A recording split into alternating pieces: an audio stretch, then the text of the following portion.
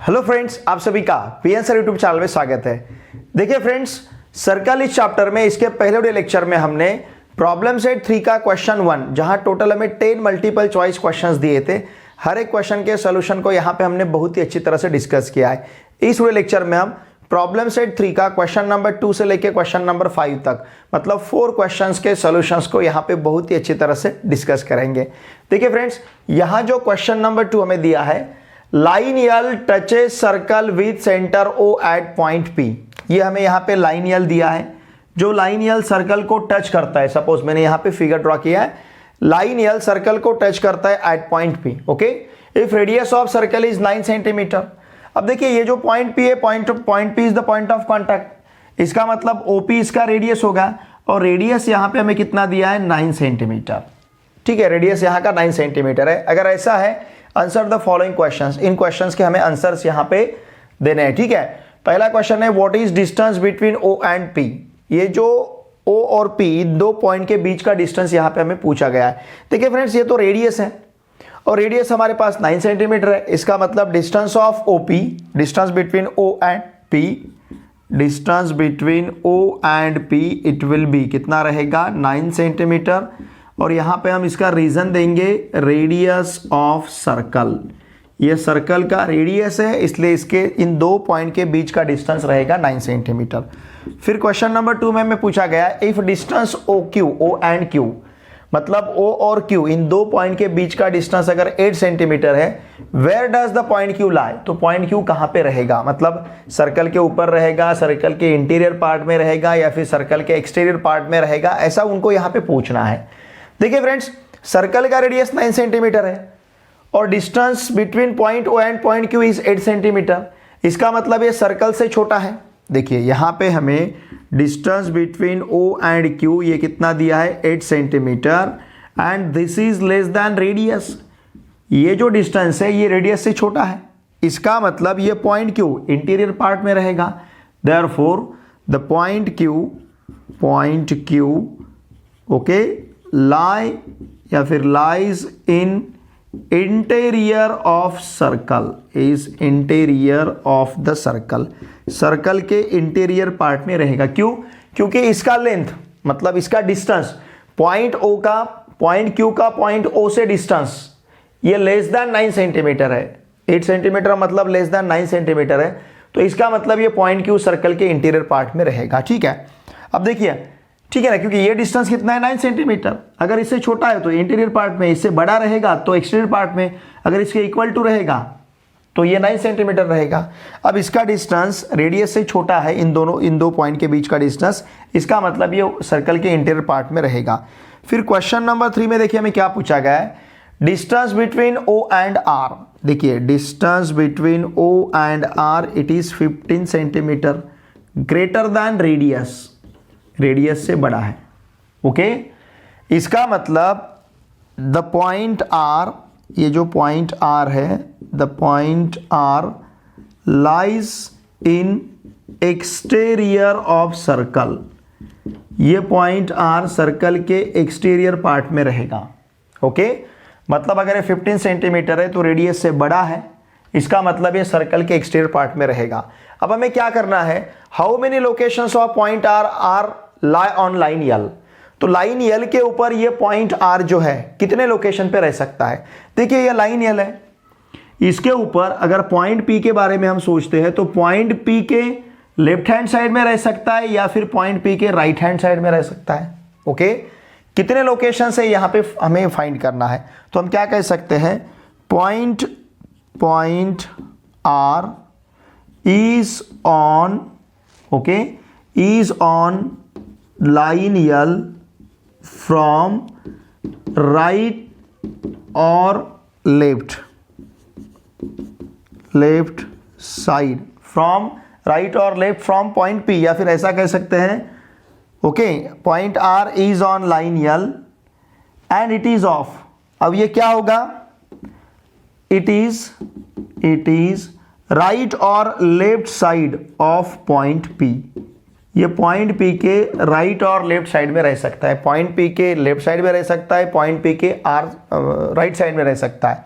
उसके लोकेशंस हम कंसिडर करते हैं, let the locations of point R, locations of point R be, इसके लोकेशन हम लेते हैं R एंड R1 या फिर R1 एंड R।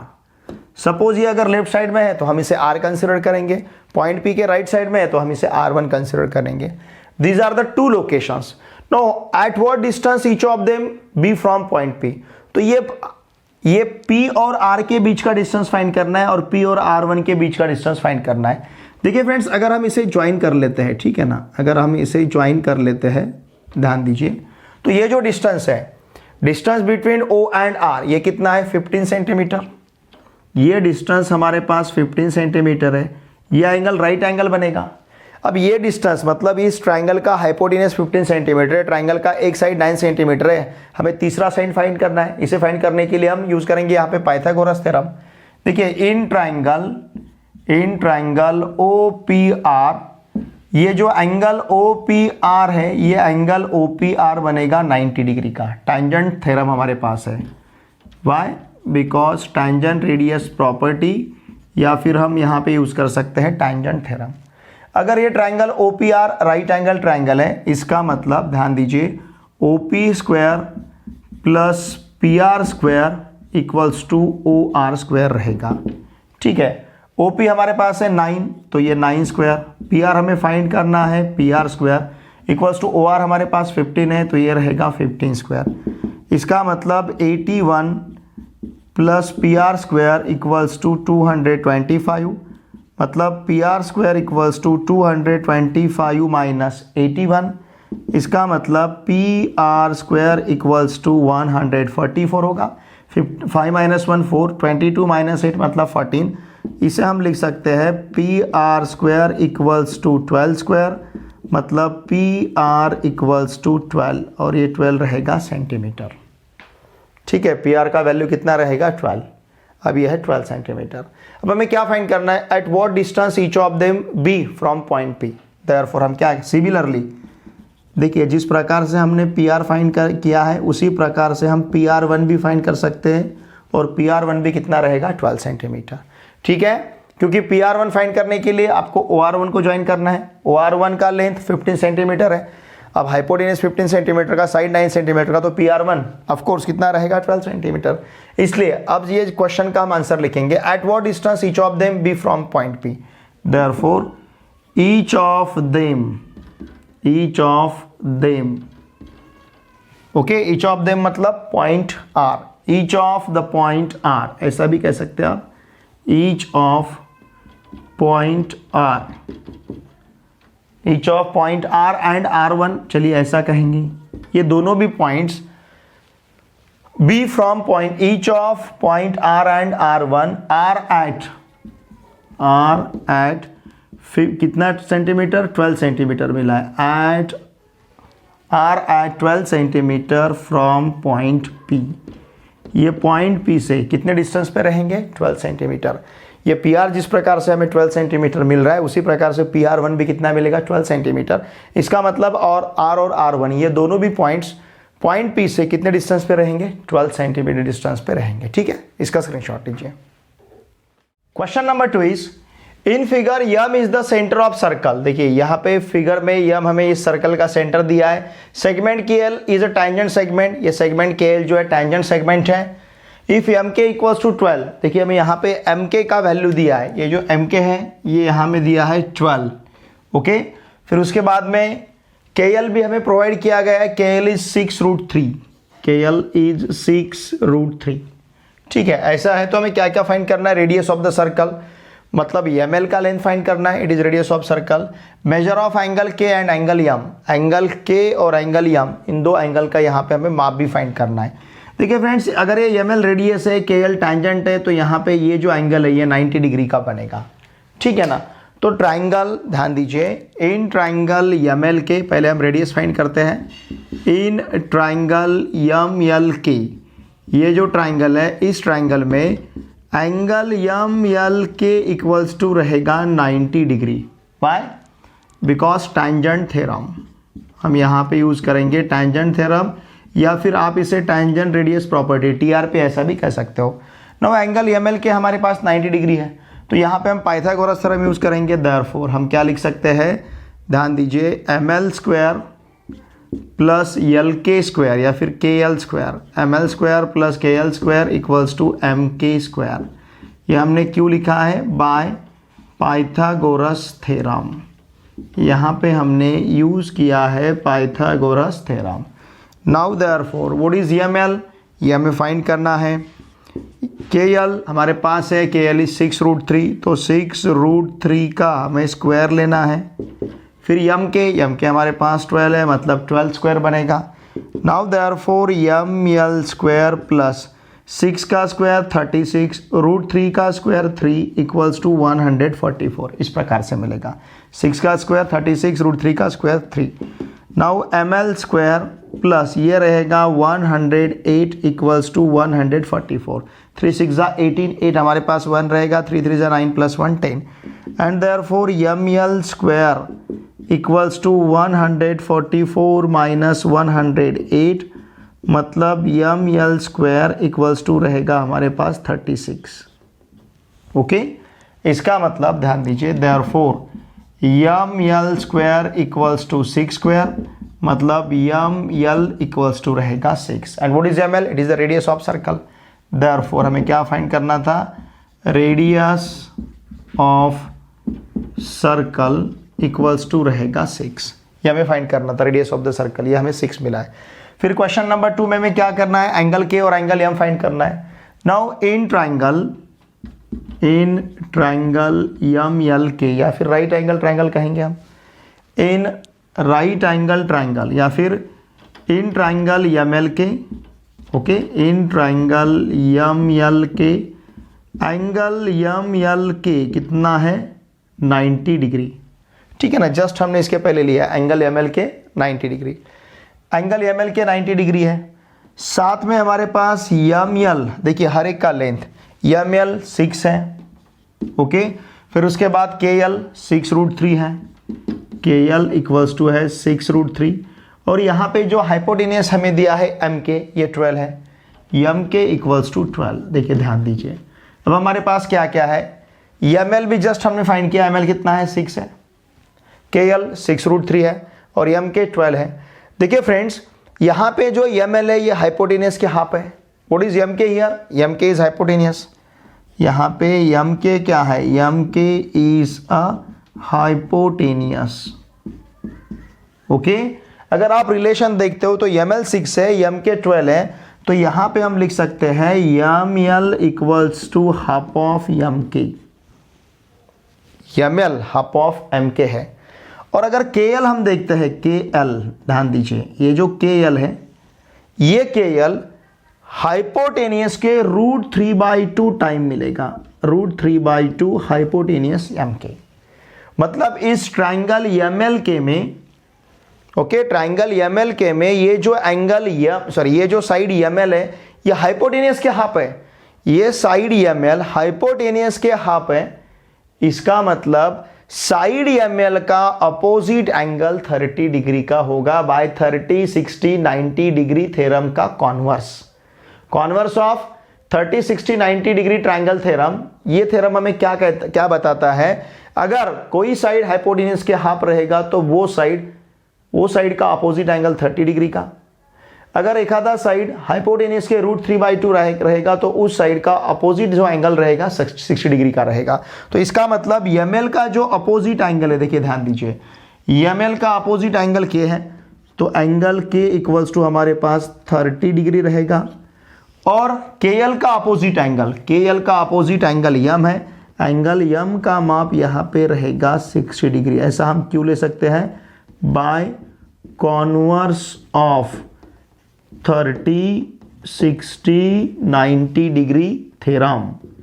ये जो हमारे पास उसका कॉन्वर्स है, उस कॉन्वर्स की मदद से हम क्या लिख सकते हैं, angle K equals to 30 degree, चाहे तो मेजर लिखिए, measure angle K equals to 30 degree and measure angle M equals to 60 degree. तो हमें यही फाइंड करना था, मेजर एंगल के फाइंड करना था, मेजर एंगल ए फाइंड करना था। ये ट्राइंगल 30, 60, 90 डिग्री का ट्राइंगल है, जिसमें यल 90 डिग्री का है, जिसका के यहाँ पे 30 डिग्री का है और एंगल यम 60 डिग्री का है। ठीक है, इसका स्क्रीनशॉट लीजिए। Question number 4 is, in the figure O is the center of the circle, segment AB, segment AC are tangent segments, radius of the circle is R and length of AB equals to R. Prove that quadrilateral ABOC is a square. देखिए friends, यहाँ पे हमें क्या क्या दिया है, segment AB और segment AC tangents है, सेगमेंट AB और सेगमेंट AC ये टैंजेंट सेगमेंट्स हैं। अगर ये टैंजेंट सेगमेंट्स हैं तो इन दोनों का लेंथ सेम रहेगा टैंजेंट सेगमेंट थ्योरम के हिसाब से, ये दोनों भी कॉन्ग्रुएंट हो जाएंगे, ठीक है ना। इन दोनों को हम कॉन्ग्रुएंट ले सकते हैं, मतलब हम AB इक्वल्स टू यहाँ पे AC ले सकते हैं। फिर ये OB और OC रेडियस है सर्कल के, तो हम OB इक्वल्स टू OC ले सकते हैं। मैंने यहाँ पे OB और OC को ड्रॉ करके रखा है। तो इसका मतलब क्वाड्रिलेटरल, देखिए क्वाड्रिलेटरल कौन सा, ABCO, ये जो OC, ये जो क्वाड्रिलेटरल है, इसमें ये दोनों साइड्स कॉन्ग्रुएंट है, ये दोनों साइड्स भी कॉन्ग्रुएंट है, ओके। लेकिन हमें साथ में क्या दिया है, radius of the circle is R, circle का रेडियस R है, ये जो है ना, ये सर्कल का रेडियस हमें दिया है R, मतलब ये भी R होगा। लेंथ ऑफ AB R, ये AB का लेंथ भी हमें R दिया है। अब ये AB का लेंथ R है, AB इक्वल्स टू AC है, तो AC का लेंथ भी R होगा। इसका मतलब क्वाड्रिलेटरल ABOC में चारों साइड्स कॉन्ग्रुएंट हो जाएंगे। इसका मतलब क्वाड्रिलेटरल ABOC ये रोम्बस होगा, ठीक है ना, इसके चारों भी sides congruent, therefore it is rhombus, समभुज चौकोन। अब देखिए ये हमें स्क्वायर प्रूव करना है। अब इस रोम्बस में या तो आप इस एंगल को 90 डिग्री ले सकते हो या फिर इस एंगल को 90 डिग्री ले सकते हो बाय टैंजेंट थ्योरम। ये रेडियस जो है टैंजेंट को परपेंडिकुलर रहता है, इसका मतलब एंगल ABO 90 डिग्री ले सकते हो या फिर एंगल ACO आप 90 डिग्री ले सकते हो, ठीक है। तो किसी भी रोम्बस में अगर एक एंगल 90 डिग्री का रहता है तो उस रोम्बस को हम स्क्वायर कह सकते हैं। तो इस प्रकार से हम क्वाड्रिलेटरल ABOC को स्क्वायर प्रूव करेंगे, ओके। मतलब क्वाड्रिलेटरल ABOC को पहले हम रोम्बस प्रूव करेंगे, फिर इस रोम्बस में एक एंगल 90 डिग्री का है तो ये रोम्बस स्क्वायर होगा, ऐसा यहां पे हम कंसीडर करेंगे, ठीक है। अब देखिए हमें क्या करना है, सबसे पहले ड्रॉ सेगमेंट, ध्यान दीजिए, draw segment OB and segment OC। सबसे पहले हम सेगमेंट OB और सेगमेंट OC को ड्रॉ करते हैं, ठीक है ना। फिर इसके बाद देखिए यहां पे हमारे पास OB और OC इक्वल्स टू रहेगा R, why, because radii of same circle. देखिए मैं सर्कल इस वर्ड को इस प्रकार से लिखता हूं, सर्कल का फिगर मैं यहाँ पे ड्रॉ करता हूँ, ये चलता है, radius radii of same circle. OB equals to OC equals to R। अब देखिए हमें AB इक्वल्स टू क्या दिया है, AB इक्वल्स टू हमारे पास R है, ठीक है। अब यहाँ पे हम AB इक्वल्स टू AC ले सकते हैं, because AB and AC are tangent segments, therefore AB equals to AC। क्यों, टैंजेंट सेगमेंट थ्योरम, यहाँ पे हम यूज करेंगे टैंजेंट सेगमेंट थ्योरम, ठीक है। इस थ्योरम को हमने यहाँ पे यूज किया है, इसका मतलब therefore AB equals to AC equals to R रहेगा, ठीक है। अब इसे हम फर्स्ट कहेंगे और इसे कहेंगे सपोज हम सेकंड। तो देखिए फ्रेंड्स, ये जो फर्स्ट सेकंड है, बाय यूजिंग फर्स्ट सेकंड, देखिए AB का वैल्यू R है, AB इक्वल्स टू AC है, OB OC का वैल्यू भी R है, तो इसका मतलब देखिए, इसका मतलब AB equals to OB equals to, या फिर AB equals to AC equals to OB equals to OC, ऐसा आप ले सकते हो फ्रॉम फर्स्ट एंड सेकंड। या फिर आप इसे इस प्रकार से भी लिख सकते हो, OB equals to OC equals to AB equals to AC equals to R, ठीक है। यहाँ पे मैं लिखता हूँ यूजिंग, हमने यहाँ क्या क्या यूज़ किया है, using first and second, first और सेकंड को हमने यहाँ पे यूज़ किया है, ठीक है। OB equals to OC equals to AB equals to AC equals to R है, इसका मतलब quadrilateral ABOC is a rhombus, ये यहाँ पे रोम्बस बनेगा क्योंकि इसके चारों भी साइड्स कॉन्ग्रुएंट है। अब इसमें देखिए ध्यान दीजिए, एंगल ABO इक्वल्स टू हम ले सकते हैं 90 डिग्री, वाई, बिकॉज यहाँ पे ये angle ABO equal to 90 degree हम क्यों ले सकते हैं, it is tangent theorem, tangent radius property, तो ये रहेगा यहाँ पे टैंजेंट थ्योरम। टैंजेंट थ्योरम अगर यूज किया तो एंगल ABO 90 डिग्री का होगा, इसका मतलब इन रोम्बस इन रोम्बस, कौन सा, A B O C, in rhombus A B O C, angle, एक एंगल यहाँ पे, angle A B O is a right angle, ठीक है ना। यहाँ पे एक एंगल क्या है, राइट एंगल है। ओके देखिए फ्रेंड्स, इफ इन रोम्बस, हमें थ्योरम पता है, if in rhombus an angle, कोई भी एक angle, an angle is right angle, अगर रोम्बस में एक एंगल राइट एंगल रहता है, then the rhombus is, okay, then the rhombus is, तो वो रोम्बस क्या रहता है, स्क्वायर रहता है। अगर किसी भी रोम्बस में एक एंगल राइट एंगल रहेगा 90 डिग्री का होगा, तो वो रोम्बस क्या हो जाता है, स्क्वायर हो जाता है। देयरफॉर हम यहाँ पे क्या कहेंगे, quadrilateral A B O C is a square, quadrilateral A B O C ये क्या रहेगा, स्क्वायर रहेगा, ठीक है। और यही हमें यहाँ पे प्रूव करना है, इसका स्क्रीनशॉट लीजिए। Question number 5, in the figure quadrilateral A B C D is a parallelogram. ये यहाँ पे जो quadrilateral A B C D हमें दिया है, पैरेललोग्राम है। इट इज सर्कमस्क्राइब, मतलब यहाँ पे देखिए सर्कल जो है, सर्कल ये पैरेललोग्राम के चारों भी साइड्स को टच कर रहा है। ओके, सर्कल पैरेललोग्राम के अंदर है, circumscribed about the circle with centre T. Okay, point E F G H are touching points, point E F G H this are the touching points. अगर ऐसा है, ए इक्वल्स टू हमें 4.5 दिया है, देखिए ए ई का लेंथ कितना है, 4.5। Okay, A is 4.5, E B is 5.5। Okay, फिर इसके बाद में हमें अगर ऐसा है तो देखिए क्या फाइंड करना है, find A D, segment A D का लेंथ हमें फाइंड करना है, साइड ए डी का लेंथ फाइंड करना है। हमें ए ई और ई बी यहाँ पे दिया गया है। देखिए friends, by tangent segment theorem ये दोनों जो सेगमेंट्स है ये कॉन्करेंट हो जाएंगे। मतलब ये अगर 4.5 है ए ई, तो ए एच भी 4.5 रहेगा, फिर H D concurrent with D G, okay, फिर सी जी कॉन्करेंट विथ एफ सी, ठीक है, और फिर इसके बाद में ये जो बी ई है this is concurrent with B F, ये इसके साथ कॉन्करेंट रहेगा, ठीक है। तो इस प्रकार से बाय टैंजेंट सेगमेंट थ्योरम ये दोनों कॉन्करेंट रहेंगे, टैंजेंट सेगमेंट डी एच और डी जी कॉन्करेंट रहेंगे, टैंजेंट सेगमेंट सी जी और सी एफ कॉन्करेंट रहेंगे, टैंजेंट सेगमेंट बी एफ और बी कॉन्करेंट रहेंगे। अगर ऐसा है तो हमें क्या फाइंड करना है, ए डी, हमें length of A D find करना है, ठीक है। देखिए friends, length of A D find करने के लिए, ये जो लेंथ ऑफ ए डी है ये फाइंड करने के लिए हम A D equals to A prove करेंगे। अगर हमें A D equals to A मिलता है, देखिए अब ये पैरेललोग्राम है तो A D equals to B C रहेगा, अपोजिट साइड्स आर इक्वल। फिर ये A B equals to D C रहेगा, अपोजिट साइड्स आर इक्वल, ठीक है ना।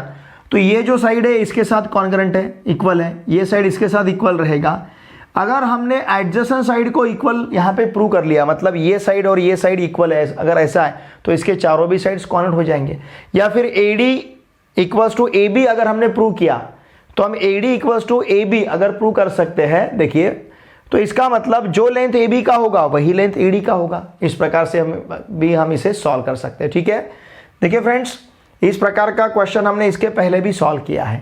प्रैक्टिस सेट हमारा प्रॉब्लम सेट जो 3.4 है, प्रैक्टिस सेट 3.4, वहाँ पे भी हमने इस क्वेश्चन को सॉल्व किया है, ठीक है, इस प्रकार के क्वेश्चंस को।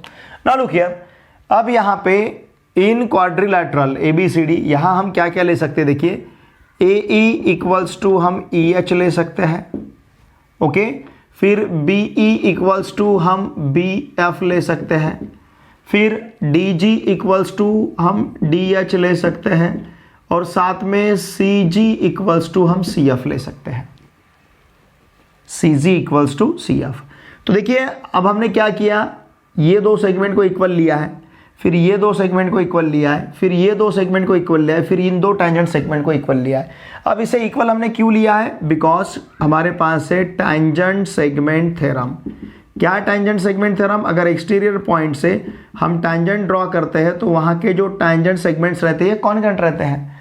अब इन सभी का अगर हम सम लेते हैं, मतलब ए ई में बी को ऐड करना है, फिर इसमें डी जी को ऐड करना है, फिर इसमें सी जी को ऐड करना है, A E plus B E plus D G plus C G, फिर यहाँ पे रहेगा E H plus B F plus D H plus C F. Okay, इनका सम हमने लिया है। Now A E plus B, ध्यान दीजिए, A E plus B E मतलब ए बी रहेगा, okay, plus D G plus C G, D G plus C G का value यहाँ पे हमें डी सी लिखते आएगा। Now this is equals to, अब देखिए इस ई एच के साथ हम डी एच लेते हैं, मतलब ई एच में हमें किसे ऐड करना है, डी एच को, ठीक है ना। देखिए हमने इन दोनों का यहाँ पे अब सम लिया है, तो इन दोनों का सम हमें ए बी मिला, इन दोनों का सम हमारे पास डी सी है।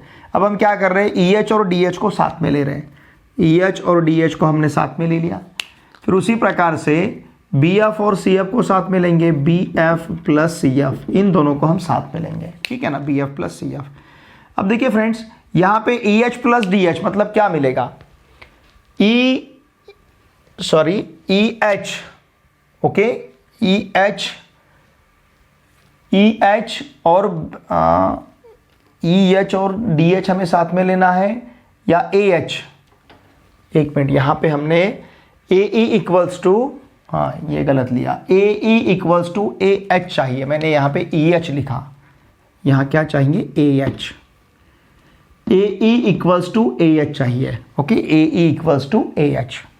तो यहाँ पे भी ई एच की जगह ए एच लेना होगा और यहाँ पे भी हमें ए एच लेना है, क्योंकि इस A E equals to A H रहेगा, ठीक है ना, वही A E equals to A H. तो हमने इन सब का जब एडिशन लिया तो इसमें इसे ऐड करना है, इसमें इसे ऐड किया, इसमें इसे ऐड किया है। अब ए एच के साथ हमने क्या लिया, डी एच। अब देखिए फ्रेंड्स, यहाँ पे A H plus D H हमें क्या मिलेगा, ध्यान दीजिए, A H plus D H it will B A D, ये रहेगा हमारे पास ए डी। उसी प्रकार से बी एफ, ठीक है ना, क्या लेना है, बी एफ और सी एफ, ये बी एफ और ये सी एफ, बी एफ और सी एफ इक्वल्स टू रहेगा यहाँ पे बी सी, ठीक है। हमने A equals to A H, B equals to B F, D G equals to D S, C G equals to C F लिया by tangent segment theorem, फिर इन सभी का हमने यहाँ पे सम लिया है। तो अब हमें A B plus D C equals to A D plus B C मिला है, ओके। चलिए इसे मैं कहता हूँ फर्स्ट। नाउ इन, ध्यान दीजिए, parallelogram, in parallelogram A B C D, parallelogram A B C D में अपोजिट साइड कॉन्करेंट रहेंगे, इसका मतलब ए बी इक्वल्स टू, ये जो है A B equals to C D या फिर डी सी रहेगा, A B equals to D C. फिर उसी प्रकार से ध्यान दीजिए, ए डी इक्वल्स टू क्या रहेगा, A D equals to B C, okay, A D equals to B C, क्योंकि पैरेललोग्राम के अपोजिट साइड्स कॉन्करेंट रहते हैं, ओके। यहाँ पे हम क्या लिखेंगे, opposite sides of parallelogram, parallelogram को हम सिंबॉलिकली इस प्रकार से भी लिख सकते हैं, मतलब A B equals to D C, A D equals to B C, इसे कहेंगे हम 2, ये हमारे पास 1 है, ओके, और ये है 2, ये जो दोनों हमने लिखा इसे हम 2 कहेंगे, ठीक है ना। अब ये 1 और 2 को हम यूज़ करते हैं, तो यहाँ पे ए बी इक्वल्स टू हम डी सी लिख सकते हैं, A B equals to D C, या फिर D C equals to A B लिख सकते हैं। इसका मतलब A B plus A B ऐसा हमें लिखते आएगा। Now this is equals to, हम ए डी इक्वल्स टू क्या लिख सकते हैं, बी सी। देखिए हम ए डी इक्वल्स टू क्या लिख सकते हैं, B C.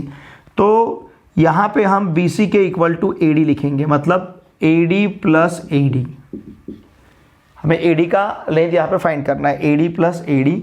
Now using 1 and 2, यहाँ पे हमने 1 और 2 को यूज़ किया है, ठीक है। Now A B plus A B it is twice A B, A D plus A D it is twice A D, इसका मतलब ए बी इक्वल्स टू क्या मिलेगा, ए डी, ओके। देखिए A B equals to A D, या फिर हम A D equals to A B ऐसा भी लिख सकते हैं, चलेगा। अब इस ए बी को क्या लिख सकते हैं, now therefore A D equals to, what is A B, ध्यान दीजिए फिगर में, ए बी मतलब क्या है, A E plus B, A B को हम लिख सकते हैं ए ई प्लस बी ई, क्यों, because A E B are collinear points, A dash E dash B, these are the collinear points। and therefore AD equals to what is AE? It is 4.5 plus BE का value it is 5.5. दोनों का value यहाँ पे हमने substitute किया है. इसका मतलब AD इक्वल्स टू क्या रहेगा? ये 5 + 5 10, मतलब ये 0 रहेगा. 0.4 + 5 9, 9 + 1 10, तो ये रहेगा 10.0 and therefore AD equals to क्या है? 10. AD का वैल्यू यहाँ पे हमें क्या मिला है? 10. और इसी प्रकार से यहाँ पे हमें AD का ही वैल्यू फाइंड करना था, तो AD का वैल्यू देखिए यहाँ हमारे पास कितना है? 10 है. ओके, इसका स्क्रीनशॉट लीजिए.